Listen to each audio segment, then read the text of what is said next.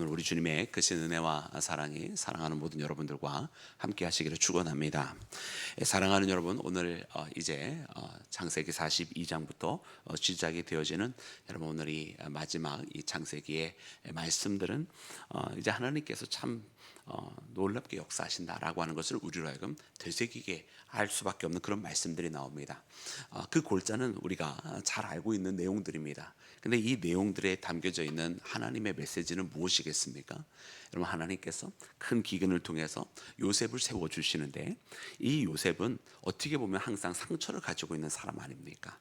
그래서 그의 아들의 이름을 한 명은 므낫세라 짓고 한 명은 에브라임이라 지으면서 내가 이 지난날 당했었던 그 모든 상처를 잊었노라고, 그리고 이 땅에서 하나님께서 새롭게 나를 크게 번성하게 하셨노라고, 여러분 그렇게 그의 아들들을 이름을 지은 것을 보면, 여러분 요셉의 마음 한켠에는 그가 어렸을 적 형제들로부터 버림을 받은 이 사실을 여러분 그의 마음속에 항상 여러분 아픔으로 간직하고 있었다라고 하는 것을 우리가 발견을 하게 됩니다.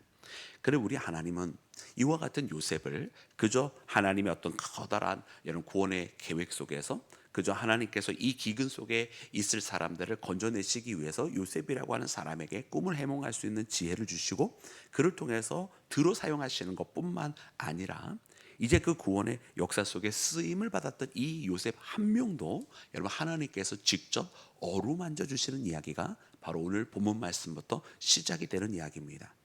그래서 이 요셉이 가지고 있는, 어떻게 보면 그의 인생의 아킬레스건, 자기가 버림받았다라고 하는 그 상처를 이제 하나님께서 여러분 어루만져 주시기를 시작을 하시고, 그리고 그 형제들로부터 다시 여러분 화해하게 하시고, 그리고 이 형제들이 예전에 자기가 어렸을 적 알았던 자기 형제를 버리고 그리고 시기하였던 그런 형제가 아니라, 이제 이후에는 자기 형제를 아끼고 그 형제를 위해서 도리어 자신들이 희생하겠다고 하고, 그리고 아버지의 아픔이 무엇인지를 깨닫고 그 아버지의 마음을 더 이상 아프지 않게 하려고 하는 그런 형제들로 바뀌어져 있는 형제들이라고 하는 것을 목도하게 하십니다. 이로써 여러분 요셉도 여러분 과거에 있었던 모든 상처들을 다 씻어버릴 수 있게 되고, 그리고 이 야곱의 12아들들이 이전과 달리 이제 완전하게 회복이 되어지는 것을 여러분 하나님께서 만들어 가시는 것을 우리가 보게 될 터인데요. 그러므로 오늘 이 창세기 42장부터 시작되어지는 이 말씀을 통해 정말로 섬세하게 역사하시는 하나님을 만납니다.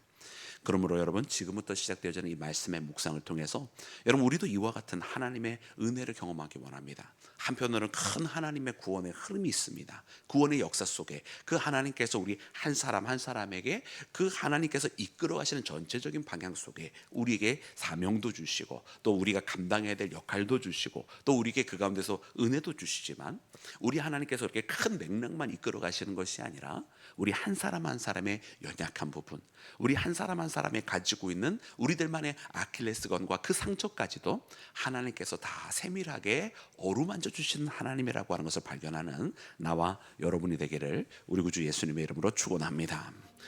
자, 사랑하는 여러분, 그럼 오늘 본문 말씀 가운데에 나오는 이 기근 속에 여러분 이 상처가 무엇입니까? 여러분 말씀 보면, 오늘 말씀 여러분 3절과 4절 말씀에 보니까 이 상처가 아주 명백하게 잘 나타나 있습니다. 우리 함께 말씀을 읽어보도록 하겠습니다. 3절과 4절입니다. 우리 다 같이 합독합니다. 시작.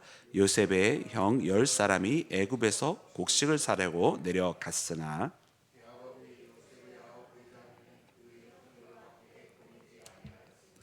이는 그의 생각에 재난이 그에게 미칠까 두려워함이었더라. 아멘, 아멘. 자, 여러분 이제 기근이 이렇게 되었습니다. 그래서 야곱이 자기 아들들에게 이르기를 어찌하여 가만히 있기만 하느냐. 저 애굽에는 이 기근 속에도 음식이 또 먹을 양식이 있다고 하니 거기 가서 양식을 구해 오너라라고 이야기를 한 거예요. 그런데 그때에 그의 아들들을 다 보낸 것이 아니었습니다. 말씀을 통해서 보니까 막내 아들 베냐민만은 남겨놓고, 이 요셉이 11번째니까 그 위에 있었던 첫째부터 10째까지만 보냈던 것이죠. 그 막내를 보내지 않은 이유는 말씀이 잘 기록을 해주고 있습니다. 이는 바로 그에게, 이 베냐민에게까지 이 재난이 혹 미치는 것이 아니냐. 그러면 야곱의 마음속에 이 재난이라고 하는 것이 무엇입니까?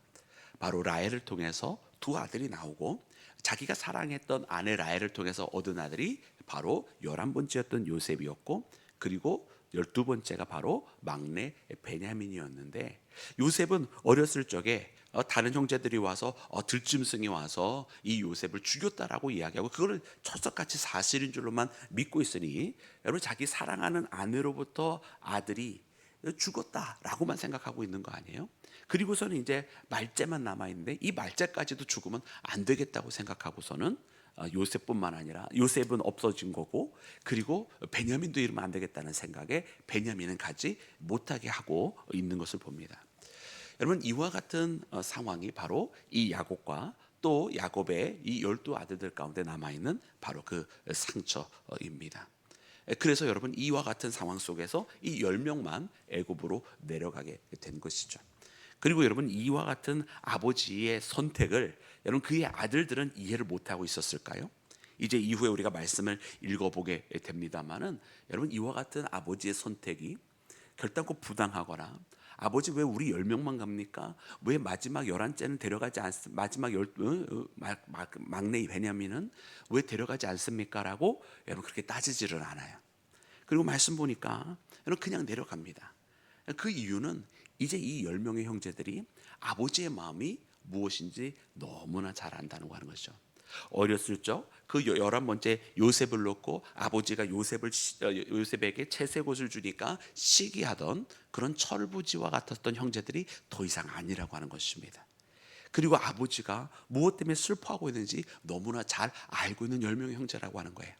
오늘 비단 말씀 속에서는 그냥 그 아버지의 말씀에 별다른 이의를 제기하지 않고 순종하는 형제들의 모습이 나오지만, 그 뒤에 가면 갈수록 형제들이 아버지의 마음을 이해하고 그 아버지의 마음을 헤아리고 있었다라고 하는 것을 더 명확하게 우리가 발견하게 될 것입니다.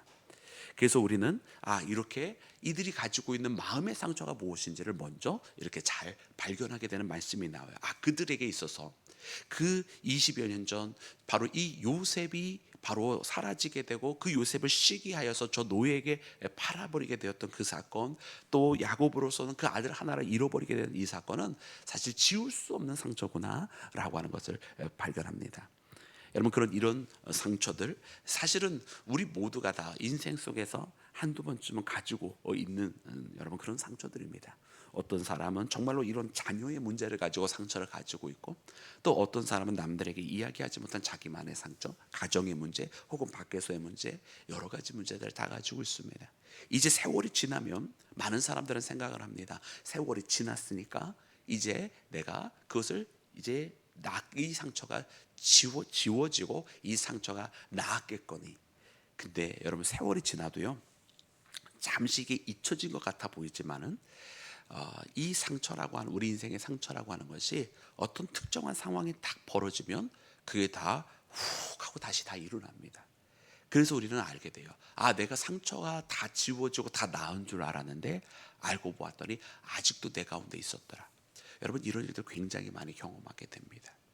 그래서 우리는 알아야 됩니다. 우리 사람들이 첫 번째로는 이 상처라고 하는 것을 갖게 되었을 때에 이 상처를 첫 번째 서로에게 주지 않는 게 굉장히 중요해요. 왜냐하면 상처는 한 번 나면 결단코 없어지지 않아요. 결단코 그냥 알아서 치유되는 법이 없어요. 그래서 어떤 특정한 상황이 되면 반드시 그 상처가 일어나요. 부부 가운데도 서로 상처를 주는 부부들이 있어요. 그러면 여러분 당장은 괜찮고 당장은 지나간 것처럼 보이고, 당장은 그 사람한테 엄한 말을 했던 것 혹은 그의 부모에 대해서 함부로 말했던 그것이 사라진 것처럼 보이지만, 그러나 세월이 지난 다음에 몇 년 전 혹은 심지어 몇십 년 전에 있었던 이야기까지 상대방이 잊지 않고 그거에 대해서 딱 얘기할 때 여러분 심각하게 내가 그 사람에게 상처를 줬구나 뒤늦게 깨닫게 되는 거예요. 그래서 이 상처라고 하는 것을 처음부터 애초에 주지 않는 것이 굉장히 중요하고, 그러나 부득불 우리가 항상 그렇게 하고자 한다고 한들 그렇게 되어지는 것은 항상 아니잖아요. 그게 벌어질 수밖에 없는 일들도 있는데, 벌어지게 되면 이걸 그저 무조건 세월과 함께 지나가면 되겠지라고 생각하지 마시고, 반드시 치유할 수 있는 것들은, 또 회복시킬 수 있는 것들은 회복을 시키고 하는 것이 좋습니다. 왜냐면 그렇게 해야 진짜 상처가 낫는 것이거든요. 그냥 가만히 내버려 둬봐야 그는 끝까지 그것을 상처로 가지고 있게 되는 거예요. 오늘 말씀해 보니까 여러분 무려 20년이라고 하는 세월이 지나가지만 그러나 여전히 그 상처가 남아있는 모습을 봐요.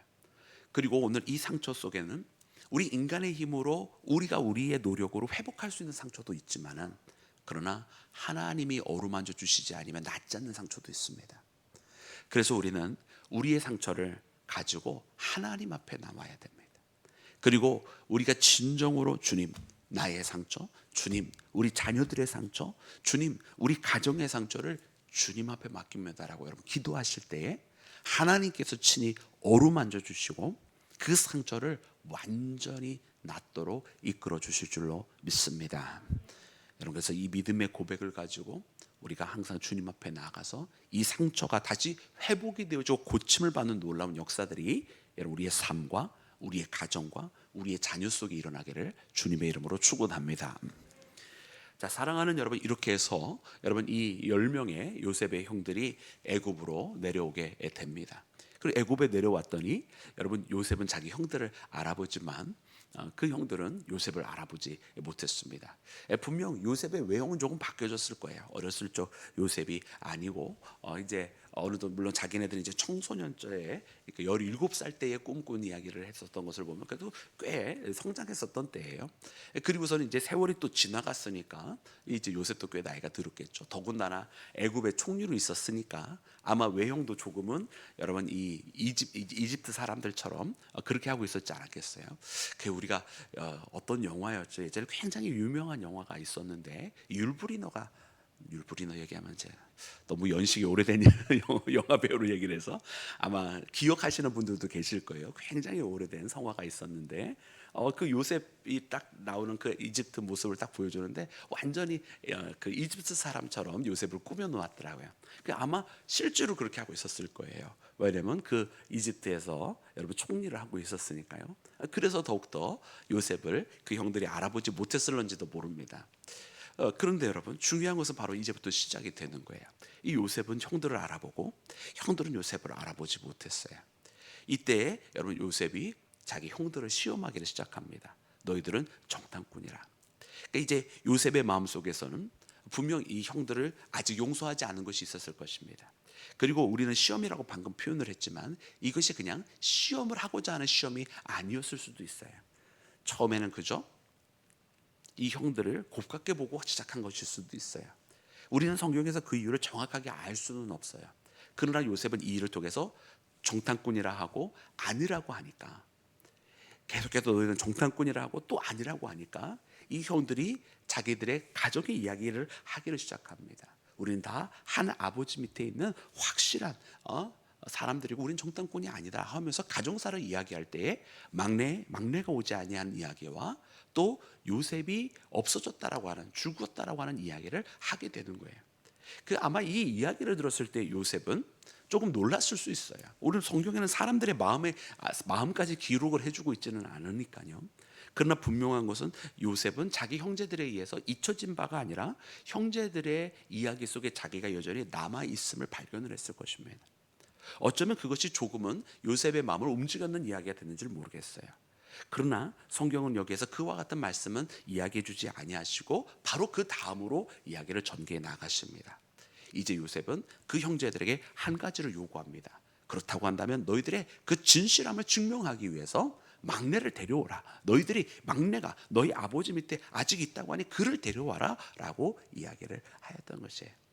그래서 오늘 본문 말씀을 통해서 보니까 오늘 17절까지 그 말씀 속에는 바로 그처럼 그 형제들이 이제 그 이야기를 듣고 이제 모든 형제들이 갇혀 있고 한 명이 가서 그 막내를 데려오게 되는 이야기가 나오게 됩니다.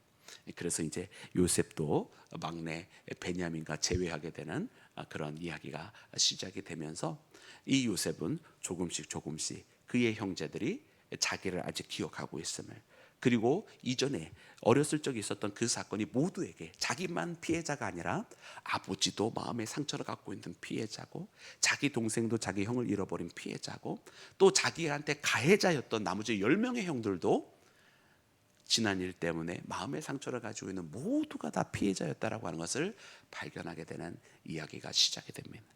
그리고 그것으로부터 다시 이 상처를 싸매어 주시는 하나님의 거대한 하나님의 역사의 손길이 아주 세밀하게 함께 하시는 것을 경험하게 되는데요. 오늘 이 말씀을 꼭 붙들고 함께 우리 기도했으면 좋겠습니다.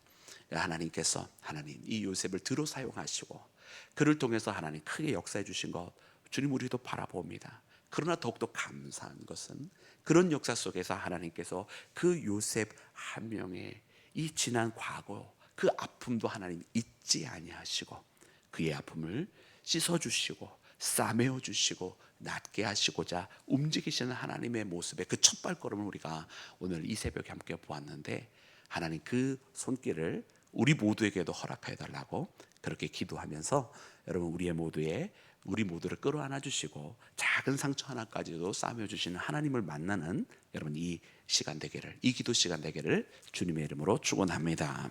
우리 함께 기도하겠습니다.